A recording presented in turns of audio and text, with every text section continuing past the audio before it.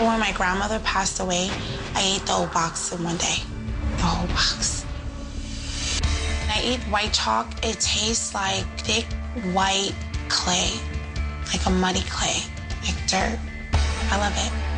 I have to have it. There is a particular brand that I eat. In Queens, they're the only ones so far that have the brand that I want to eat. I come here twice a week. It takes me 2 hours to get here to purchase the chalk, the particular brand that I like. When I put the chalk in my mouth, it calms me down. And growing up with all the things that I've been through in my life, I would just have that piece of chalk in my hand at all times.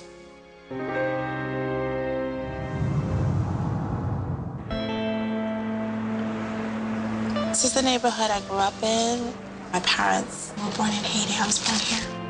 My pictures of my childhood were destroyed. I don't like to remember my childhood because horrible memories. My parents would fight every day, 7 days a week. After my parents' divorce, it was hard for me. I was like, I don't know how I'm gonna deal with this. And one day, my mother's friend, I saw her eating chalk. She left the room and she had a box on her desk, and I took 2 pieces of chalk. Oh man, this is the best thing ever happened to me.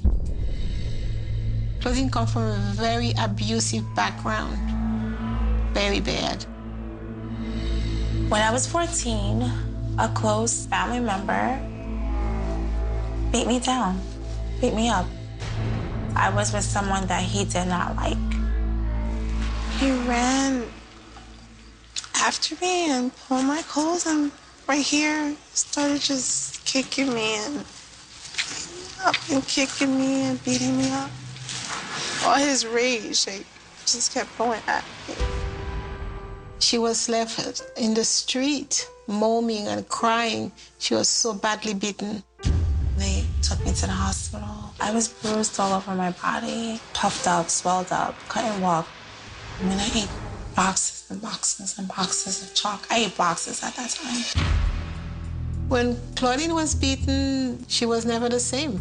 It destroyed her. That's what I think. Claudine has been going to college for 18 years and she never graduated. She cannot learn, she can't concentrate. It seems that whatever happened to her dominates her life. Mom, do not eat chalk. It's not good for you because you're on dialysis. I was wondering if you would come to therapy with me.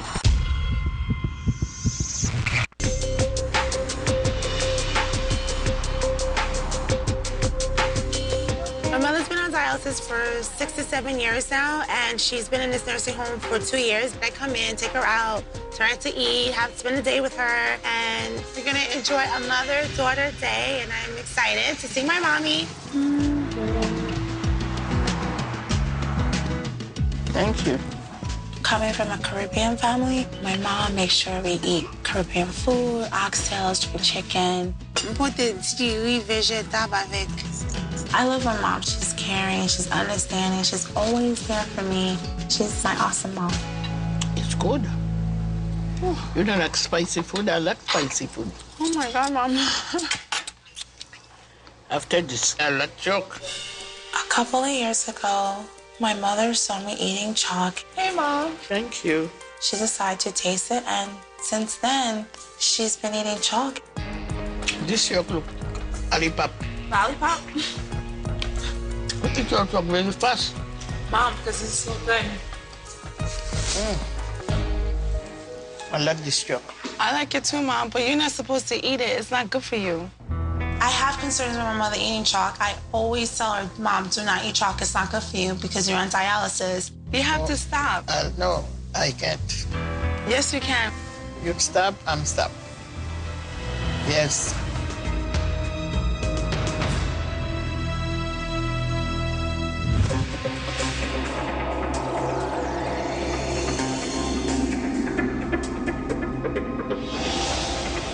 All right, so what you have is a syndrome called pica. What's pica? Well, pica is actually a disorder where people eat non-food substances in place of food sometimes. The other thing that's interesting is that usually when you have pica, you have anemia. Now, the chalk itself does not cause the anemia. The anemia is usually first, but the iron deficiency can give you cravings for substances such as clay and chalk. I think the first thing we need to do is get a full blood panel, including your electrolytes, an EKG, and a bone density test as well to see exactly where we are.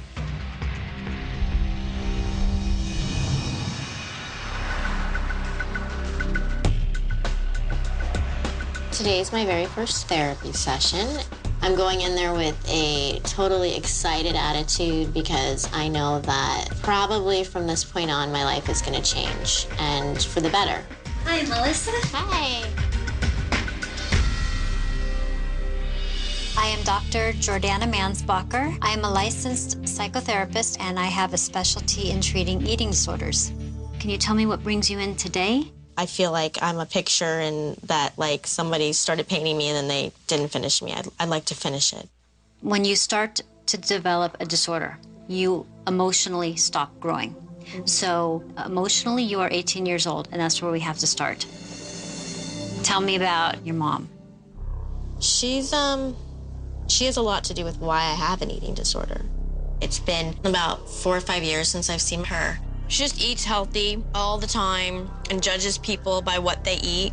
And it's just like you get this anxiety because you know the wrath of her is like Godzilla.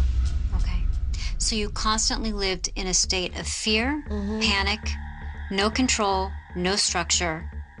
That is absolutely the foundation. And my food being controlled. Those are the foundations of an eating disorder. I know, I was a walking recipe. It's amazing that I've survived this long.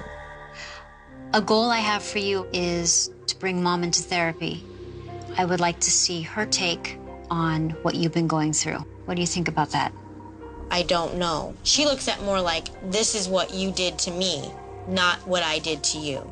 So don't put me through anything else. Okay, well, if we can get her in here at least once, maybe I can do some psychoeducation with her. And if it blows up in our faces, then this is not a road we want to go down together, and we'll focus on other goals. We can try. Okay. Now, what would you like to work on? A lot of my eating is still done in ritualistic, times and amounts still. Something we can definitely work on.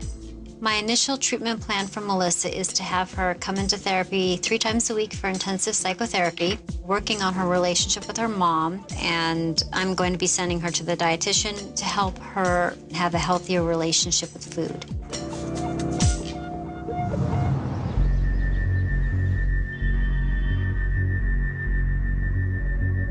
You are, in fact, anemic. But the biggest concern to me has actually been your bone density or bone DEXA test that we did. You have osteoporosis in your lumbar spine, which is your lower back.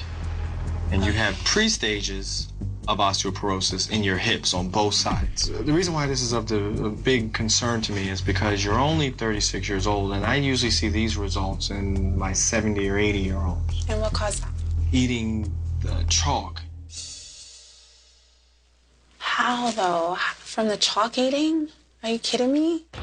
It's affecting. Is it a research study saying it's from chalk eating you get osteoporosis? What's happening for you, once you're eating the chalk, you're not eating the other foods. And so therefore you're not getting the calcium and the vitamin D that your body needs. And instead of getting the minerals that it's missing, it's breaking down bone in order to get it into your bloodstream. I don't think it's a chalk. I realize it's a challenge. I realize it's a challenge to hear something like this, but the best way to help is just to be 100% honest and open with you about what's happening to your body. So, what is the solution? The best solution is obviously to stop the chalk. If you stop that, start eating correctly, start weight-bearing exercise, then yes, this is very, very reversible. After Dr. Redcross relayed the information to me on my osteoporosis, that scared me. I realized that I need help. I have no other questions.